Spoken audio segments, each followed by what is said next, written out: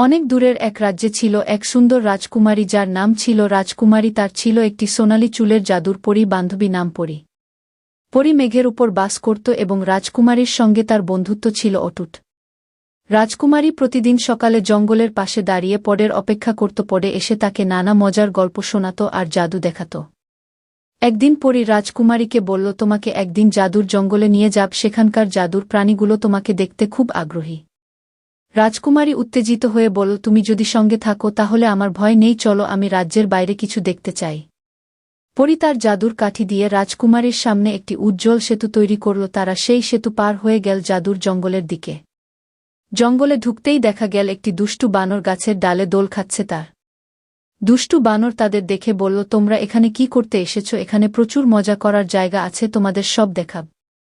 হঠাৎ একটি লাল টিয়া পাখি এসে বলল, স্বাগতম রাজকুমারী ও পরী, আমি টিয়া, এই জঙ্গলের খবরাখবর জানাই, আজ আমাদের এখানে বিশেষ উৎসব। রাজকুমারী খুশি হয়ে বলল, এত সুন্দর জায়গা আমি আগে কখনো দেখিনি, এখানে সবাই এত আনন্দে কেন থাকে? কথা বলা হরি এসে বলল, কারণ এখানে ভালোবাসা আর বন্ধুত্বে পূর্ণ পরিবেশ, কেউ কারো ক্ষতি করে না। পরী রাজকুমারীর দিকে তাকিয়ে বলল, দেখলে, এখান থেকে আমরা অনেক কিছু শিখতে পারি, এদের জীবন আনন্দময়। জঙ্গলের প্রাণীগুলো মিলে রাজকুমারীর জন্য একটি সোনার মুকুট বানালো, যা তৈরি হয়েছিল ফুল আর রৌপ্য দিয়ে। রাজকুমারী মুকুট পেয়ে বলল, তোমাদের ভালোবাসা সত্যিই অসাধারণ, তোমরা আমার নতুন বন্ধু।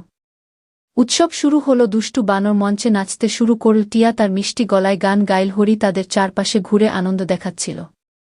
রাজকুমারী ও পরী মঞ্চের মাঝখানে নাচ শুরু করল। তাদের নাচ দেখে পুরো জঙ্গল আনন্দে মাতল। পরন্ত বিকেলে রাজকুমারী বলল, পরী, এখান থেকে শিখলাম প্রকৃতি আর প্রাণীদের সঙ্গে বন্ধুত্ব রাখলে জীবন আরও সুন্দর হয়। পরী বলল, ঠিক বলেছে, জাদুর এই জঙ্গলে আমরা ভালোবাসার শক্তি পেয়েছি। ফেরার পথে হরি তাদের একটি বিশেষ উপহার দিল। এটি ছিল এক জাদুর ফুল, যা যার কাছেই থাকবে তার হৃদয় সুখে ভরে থাকবে। রাজকুমারী সেই ফুল নিয়ে রাজ্যে ফিরল। সে সেই জাদুর ফুল রাজ্যের সবার মধ্যে ভাগ করে দিল। রাজ্যের লোকজন খুশি হয়ে বলল, রাজকুমারী আর পরে আমাদের জীবনে আনন্দ এনে দিয়েছে। তারপর থেকে রাজকুমারীর রাজ্যে আর কখনো দুঃখ আসেনি, সব পশুর প্রাণী সুখে শান্তিতে বসবাস করতে লাগল। আর রাজকুমারী ও পরীর বন্ধুত্ব দিন দিন আরও গভীর হল। তারা নিয়মিত জাদুর জঙ্গলে যেত এবং নতুন নতুন মজার অভিজ্ঞতা লাভ করত। তাদের গল্প সবার কাছে অনুপ্রেরণা হয়ে রইল যে প্রকৃতি, ভালোবাসা আর বন্ধুত্ব জীবনের সবচেয়ে বড় সম্পদ।